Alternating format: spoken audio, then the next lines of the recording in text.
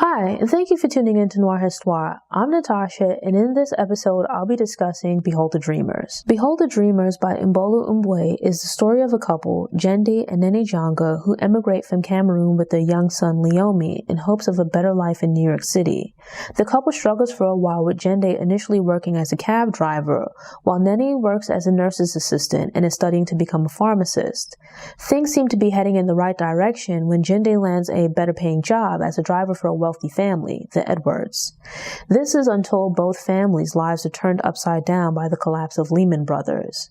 When Jende first arrived in America 3 years before the beginning of the story, he was simply Nene's boyfriend and the father of her child.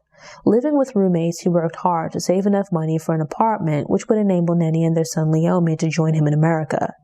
Meanwhile, back in Cameroon, Nene is living with her parents and going through the motions of a monotonous existence while her father begrudgingly helps to support her. Nene comes from a family that wasn't necessarily wealthy but had some privilege due to her father's job, while Jende comes from a poor family with several siblings.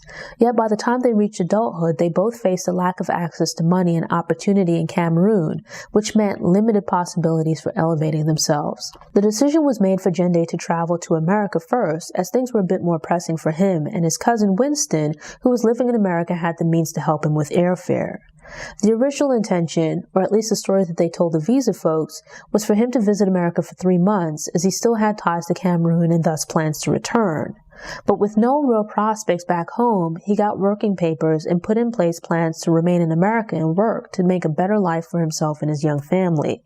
It takes a while, but eventually he sends for Nene, and the couple are married in a simple ceremony. The book then begins with Jende going in for a job interview that Winston helps arrange. Clark Edwards is a big muckety-muck Wall Street type investment banker at Lehman Brothers. The interview is no big deal for Clark, but it's incredibly important to Jende, as getting the job would make life easier and more stable. Compared to driving a cab, being a private driver would offer a substantial salary increase. The job would require driving Clark and his family around, but would also reduce the amount of Jende's work hours, giving him more free time. I enjoyed the flow of the story from the very beginning. The characters felt fully formed and human, and I immediately took a liking to Jende and Nene. Yet I waffled between being indifferent towards and mildly disliking Clark from the outset. He wasn't necessarily rude during the interview, but his description and the dialogue from his end just rubbed me the wrong way. Jende's cousin Winston was another character that I liked, mostly because he was funny and jovial. There's a funny exchange during a flashback to when Jende first had arrived in New York. Winston took Jende to see a Nigerian immigration lawyer, Boubacar, in Flatbush, which is the part of Brooklyn where I'm from. Lawyers are stereotyped as having sketchy ethics, to put it mildly, and Boubacar is such a wheeler-dealer. Listening to the story of Jende and Nene's relationship, Boubacar comes up with the idea of fixing Jende's immigration issues by having him create a silly story to claim asylum. His cousin is also a lawyer, but a different specialty, and is so annoyed by Boubacar's ridiculousness that it requires every bit of restraint to not knock him out. The relationship between Jende and Nene is very sweet. Neither is where they want to be in life, but they have these bright visions of the future and big dreams that they're trying to work towards. It's nice to have this couple that's supportive of and championing each other. They take such pride and feel happiness in these simple little things, like a job interview and a first day at work. When Jende is offered the job, it brings him into contact with the rest of Clark's family, his wife Cindy, and sons Vince and Mighty. The book begins in the time leading up to the financial crisis and collapse of Lehman Brothers. The dominoes haven't quite begun to fall just yet, but they are teetering. It's a stressful time for Clark as he's trying to maneuver and help the firm work its way out of this situation. Knowing what would ultimately happen to Lehman Brothers, it feels like they're all headed towards an iceberg. You know that things are going to get worse. I've always found it weird with shows like Downton Abbey and The Crown how comfortable people are having servants, drivers, etc. around all the time. Well, not just that, but specifically speaking freely in front of them. I think I would be uncomfortable with such an arrangement, as there would be no privacy. But because Jende is the chauffeur, they likely forget that he's there, or like they don't care. And so the Clarks sit in the back of the car and speak openly on their cell phones about all types of private matters that they probably wouldn't discuss in front of their friends or family. I mean, me personally, I would love to have a housekeeper, personal chef, assistant, and driver because it efficiently frees up time. But at the same time, I don't think I would want anyone living in my household or close enough to have knowledge of and be mixed into my family's business. I would still want to have some privacy and wouldn't feel comfortable having intimate conversations in front of someone in such a role. But I think it speaks to how the Clarks view the people who work for them. They're viewed simply as workers, not necessarily people. Or, I don't know, maybe they just think like, they're not listening. So the Clarks don't always worry about what they say in front of them. Not only does Jende begin to hear the tremors about what's going on high up at Lehman, but he also hears about the issues in the Edwards marriage, as well as with their college-age son, Vince. Mighty doesn't have any drama because he's still, just a sweet little boy, and my favorite Edwards. Clark has a very well-paying, prestigious job at an equally prestigious company, but he comes from more humble beginnings as the child of an academic. He originally planned to follow in his father's footsteps, but was enticed by the money that came with investment banking. Cindy is a nutrition coach for models and actresses, but spends a lot of time pampering herself and hanging out with her girlfriends. She comes from a very dysfunctional background that has left her emotionally scarred, which results in her actions being motivated by self-absorption and low self-esteem. Vince is attending college in the same city, but is living away from home, as he has no interest in his parents' world. Seeing Clark's home and office made Jende want the same for himself. At times, it feels a bit like eavesdropping, but the conversations he overhears begin to offer a different perspective, which shows that everything in that life isn't as it seems, as they have their own kind of misery. Clark makes a lot of money, but his job requires long hours and is very stressful. This lifestyle and moving in their social circles requires sacrifices and takes a lot of effort and energy to maintain. It's a life of privilege, but that doesn't mean that there are no problems. Money isn't a concern with regards to paying bills and keeping a roof over their heads, but they still have problems, just different problems. Things are different for the Jangas, as money is a major concern. Nene is balancing work with taking classes in preparation for pharmacy school, while also taking care of her son, her husband, and their apartment. With so many competing priorities, it's a struggle to manage everything. Sometimes she doesn't have the time she needs to fully dedicate to studying, which means she doesn't get the grades that she hopes for, and this makes her second-guess herself. Jenge and Nene focus on all the things they're lacking versus the life they want and try to keep pushing towards achieving those goals while overlooking what they do have. They might not have the wealth of the Edwards family, but there is an intimacy and happiness that the Edwards seem to lack. That's not to say that you should be complacent or not have goals, but rather that sometimes we can overlook our blessings. Or while we tell ourselves that we'd gladly trade places with someone else, other people look at our lives and feel the same. Nene attends a parent-teacher conference at Leomi's school and learns that he gets his work done but jokes around in class. This rightfully upsets her because Leomi has an opportunity to get an education and hopefully set himself on the path to a life that's easier than hers and Jende's. But as they talk, some of her anger dissipates and she sits down to explain to him the importance of taking school seriously. She has big dreams of him becoming a lawyer or doctor, while he reveals a desire to be a chauffeur like his father. He idolizes the job because he idolizes his father. But as Nene explains, most people don't dream about becoming a chauffeur. Rather, they become a chauffeur because it's the best available job option. She encourages him to aim higher and aspire to achieve more for himself. Nene is in America on a student visa, but Jende has remained in the country as an asylum seeker. His precarious immigration status looms in the background because if his asylum request is denied, then deportation proceedings can begin. Between the government moving slowly and the possibility of appeals, his status can be in limbo for quite some time. But he'll be unable to work legally if his visa expires, and receiving a deportation order might force them to move back to Cameroon. The stress of possibly failing at achieving this dream is incredibly upsetting.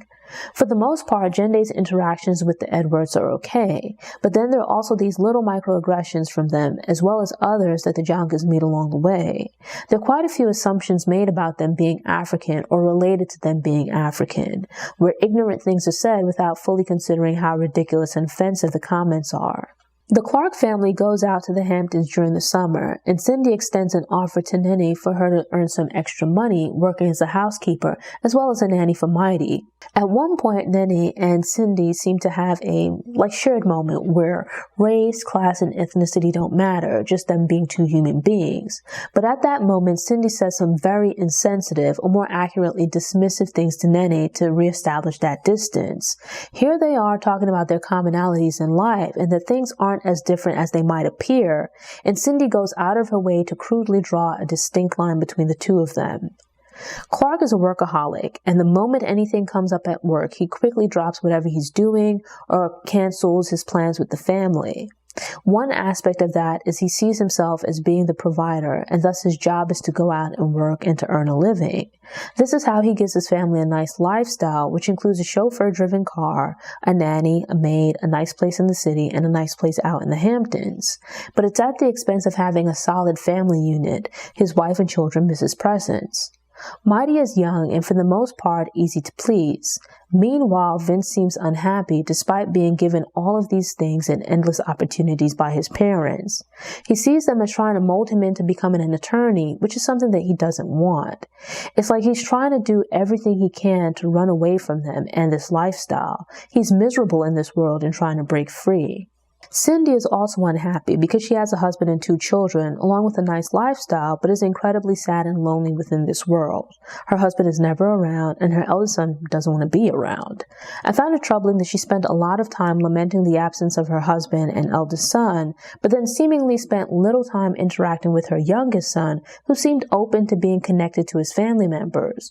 Why not spend more time with him while he's still interested, and just make the best out of what you have? I didn't quite understand why she needed a nanny for Mighty while they were in the Hamptons if he was out of school and she wasn't working. Like, she was just hanging out all day, it sounds like. Nene joined the Edwards in the Hamptons, leaving Jende and Leoman behind to have some father-son time. It's one thing for Jende to drive them around and hear little tidbits of conversations here and there, versus Nene living with them in the house 24/7. She hears not just one-sided phone conversations, but also any full-on arguments that take place in the house, and also sees things that she's not necessarily supposed to see. Clark rarely makes it to the Hamptons and has to leave when he does, which is kind of like the typical for a lot of families. The dads tend to be busy working in the city and might only come out to the Hamptons during the weekends. Cindy pushes for her and Clark to sit down, talk things out, and go to therapy to resolve their issues. But Clark is resistant, though it's unclear why. She's trying to keep things together, but it kind of feels like she's running out of options while her world is falling apart. Cindy is making an effort, but it isn't being appreciated or reciprocated. At one point, against Jende's advice, she went out of her way to be helpful to Cindy, who was experiencing a difficult moment. In response to feeling vulnerable, Cindy turned around and in what initially felt a bit threatening, asked Nene to keep a secret for her. That exchange turned me off from Cindy, as I felt it offered a peek behind her mask and exposed her as being a selfish person, mostly concerned with maintaining her position and keeping up appearances. She then tried to clean up the situation by essentially bribing Nene with clothes. Earlier in the book, Jende told Clark about his hometown in Cameroon and described it as being a beautiful place. This prompted Clark to ask why Jende left if it was so beautiful. The reality was that he and Nene left because essentially they see America as a place of opportunity. They believe that despite where they started in life or who their family might or might not be, based on their hard work, there's potential for them to progress in life. Whereas they felt like back in Cameroon, there are limited opportunities to move forward and get ahead in life. To get ahead, you would have to start life ahead. Both of my parents are immigrants from the West Indies, and I agree with Jende's sentiment, but only to a degree. On the surface, America has more opportunities, which motivates people to move here, but Jende and Clark both realize at the same time that America also has some major drawbacks. America is relatively expensive and requires a lot of hard work to support yourself, and not all jobs have high-paying salaries by default. Yet people in other parts of the world can have a flawed perspective due to America being presented as though you simply walk and pick up money off the street. Sometimes people overstate the reality that most people in America are not balling out of control, but rather living regular lives. It's not like you move here and 6 months later you're a millionaire. I have an interest in entrepreneurship and notice this sometimes when people tell their success stories. They make it seem like they started from scratch and quickly and easily achieved success, but forget to mention the help they've had along the way or that they actually started out advantaged. It skews people's perception and causes them to underestimate the amount of hard work it takes to be successful in America, just like anywhere else in the world. The Jongas see the Edwards' life and don't envy them, but rather imagine what they could do with their opportunities and finances. They aspire to have those things for themselves one day, but gradually over time with the opportunity to observe this family for what it is, they also see the downsides. The Edwardses are financially rich, but unhappy because they're internally and emotionally discontent. Meanwhile, the Jongas might be financially poor, but have a rich and emotionally nurturing family life. Neither family would like to trade places with the other, but might be open to taking on the positive aspects of the other family's situation. And then, to add a layer of complexity, we come to find out that neither Cindy nor Clark were born into this life of wealth. Clark is from elsewhere, his father was a college professor, and his sister, to whom he was close growing up, has chosen a simpler life for herself.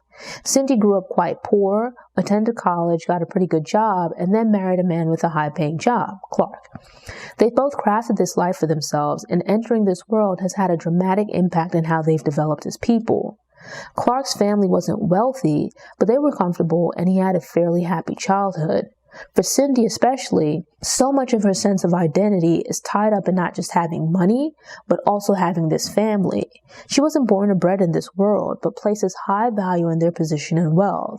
Having grown up not feeling part of a real family, she's also desperately trying to hold on to her husband and son.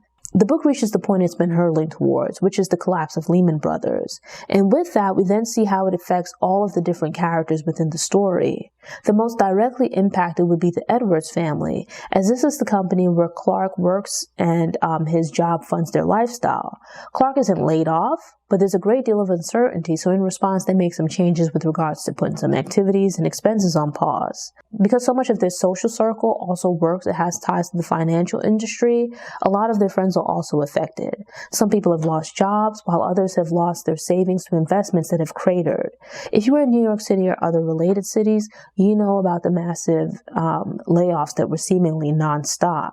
In that time of uncertainty and with everything falling apart, it felt like the end of days for some people. Mbue makes a comparison between the financial collapse and the biblical story of Moses versus the Pharaoh and Egyptians. The economic downturn is juxtaposed against the 10 plagues that were visited upon the Egyptians in retaliation for them going against God, worshiping false idols, and enslaving the Hebrews. She doesn't directly tell the history of America, but instead uses the wrongdoings of the Egyptians as an analogy. It calls upon the reader to make the connection between the downfall of these two societies. If you were to look at history, many of the things mentioned in comparison to Egypt could also be applied to America. Going back to slavery in America, but more recently, the greed and pursuit of short-term gains without thinking about the long-term repercussions. I've watched several documentaries about the 2008 financial collapse, as well as the stock market crash that led to the Great Depression. I'm not at all religious, but I thought this was probably the most clever and astute analogy, as it puts a very different spin, but highly relevant spin on the situation. The comparison isn't obvious, but once made seems very appropriate. Going back to the Edwards family, up to this point, there's a lot of discussion about the comfort and opulence of their life. They're not bad people, and despite having some money, they have problems just like everyone else. Yet in having money, which allows them to afford this lifestyle, they're also in a sense trapped by their wealth. One would think that with a house in the city and a house out in the Hamptons that they should be very comfortable.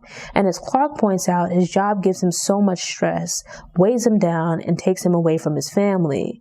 But he doesn't think about how to get out of the situation and use the money he has to start over and establish a new, more fulfilling life. Some might view his situation as a godsend, an opportunity to simplify his life and make it more enjoyable. They complain about the lives they have, but aren't willing to give up what they have to pursue what they say they truly want. It's like that friend or family member who constantly complains about their problems, but then refuses to do anything different.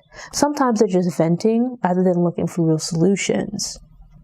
Vince feels the same about this life that his parents have created, but puts actions behind his words. His parents don't like the life that they've carved out for themselves, but try to push Vince to follow suit. Realizing that their lifestyle isn't for him, he rejects it completely and goes out to define and find his happiness.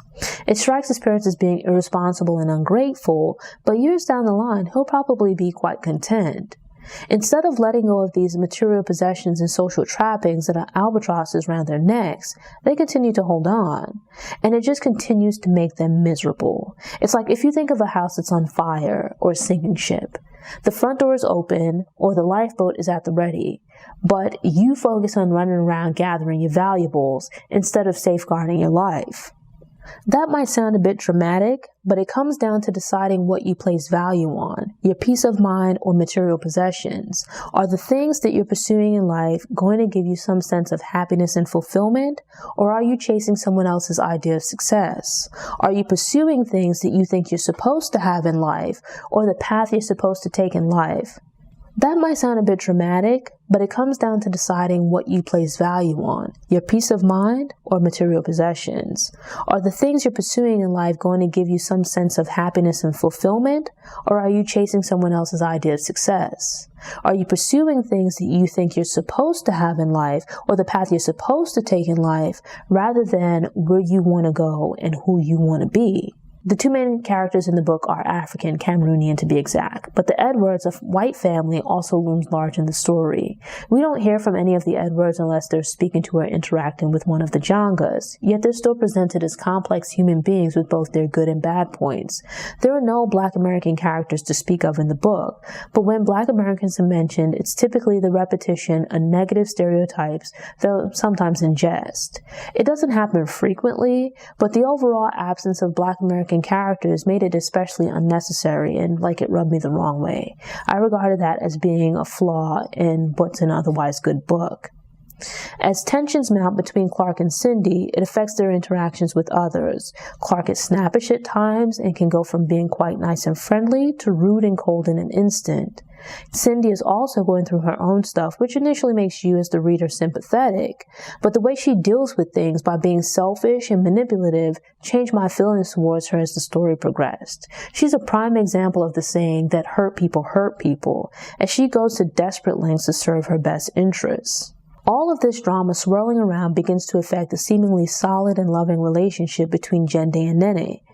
They're not just affected by the economics of Clark's job situation, but also the problems in his marriage to Cindy. People have a right to choose how their relationship operates with regards to what works and doesn't work for them, but there's like a point in the book where decisions have to be made about the best way forward. Jende decides that Nene should stop working and attending school to focus on taking care of herself and the family. Yet this isn't a conversation where they discuss their options and come to this decision together. He views himself as being the final decision maker and puts this plan in motion for her to take a break without talking to her about it, or rather talking to her about it afterwards, telling her really about it afterwards. And this results in an argument between them. Because he's the one paying for her to take classes, he essentially controls the purse strings, and she resigns herself to going along with his wishes. But it feels unresolved, as he merely ends the discussion without them truly working things out.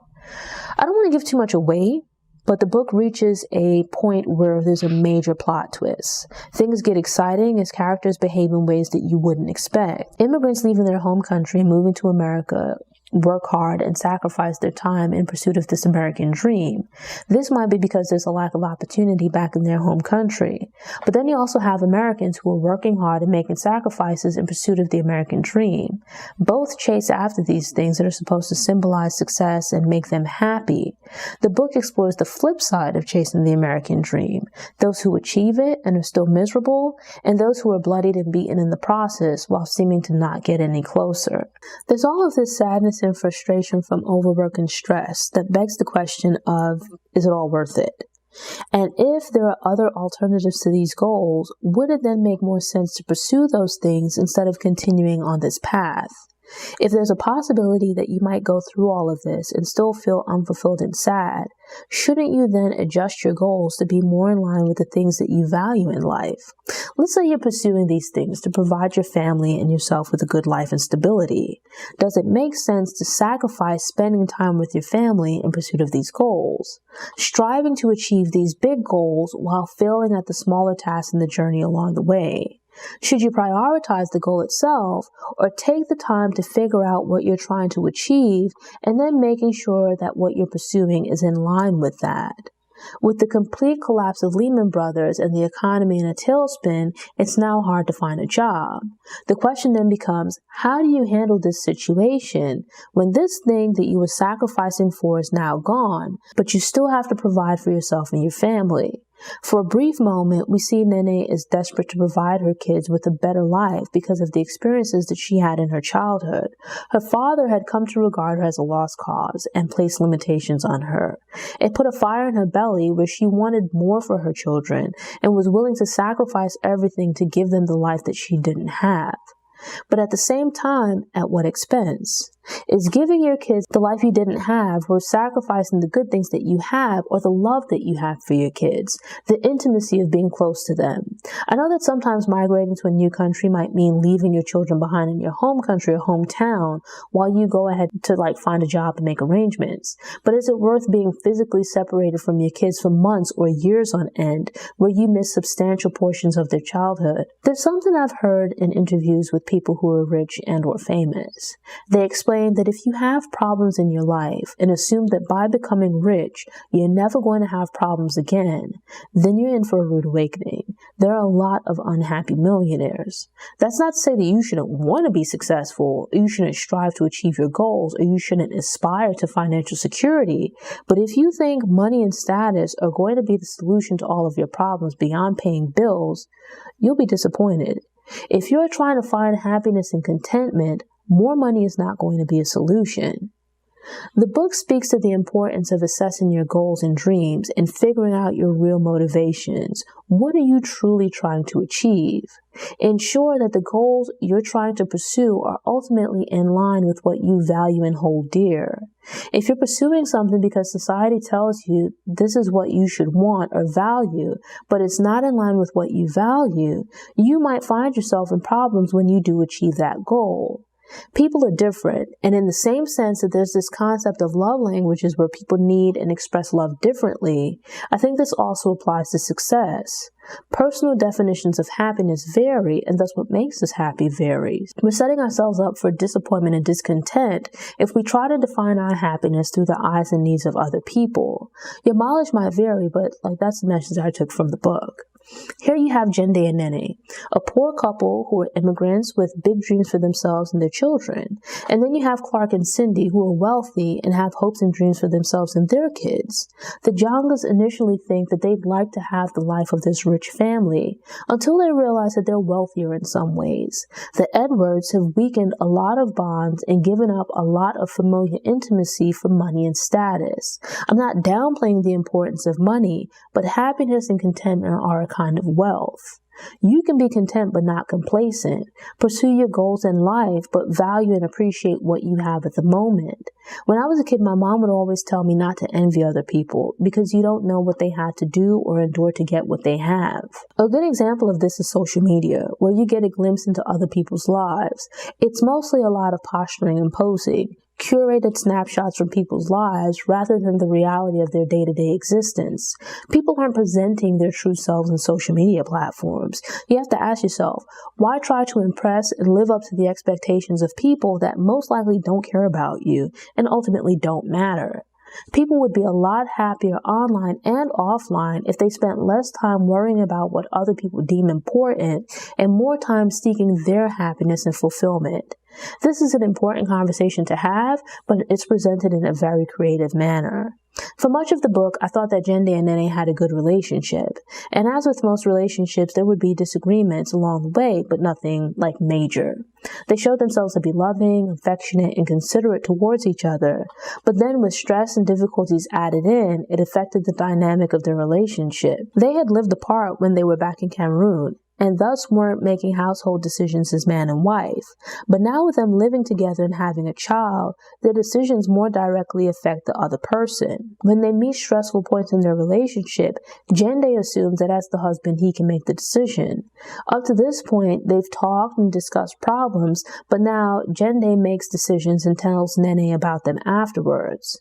In turn, Nene begins to keep secrets and takes desperate action to hold on to the dream she's nurturing. They begin to adopt a lot of the dysfunctional behavior seen in the Edwards marriage. Nene loves Jende, but part of her wanting to leave Cameroon was her desire to escape her controlling father. Because he was supporting her, her father made choices based on what he decided she did or didn't need at the time. Now in America, and with Jende supporting her, especially after he makes her leave her job in school, she finds herself in the same position of being controlled by someone else. It feeds into her desperation to provide a better life for their children, where they have endless opportunities and options. Now I'm going to tread lightly here, as cultures are different, and I try not to pass judgment in that regard. Nene felt that she was coming to America to leave this controlling behavior and limitations behind, but it crops up with Jende, and her attempt to push back against this leads to a domestic violence incident. Regardless of the argument or conversation, the situation should never devolve into hitting or any other manner of threats or physical violence. Whatever the problem, you should be able to sit down and talk things out. Granted, by this point in the book, the 4 adult characters have all done things that are out of line with the version of themselves that they present to the public.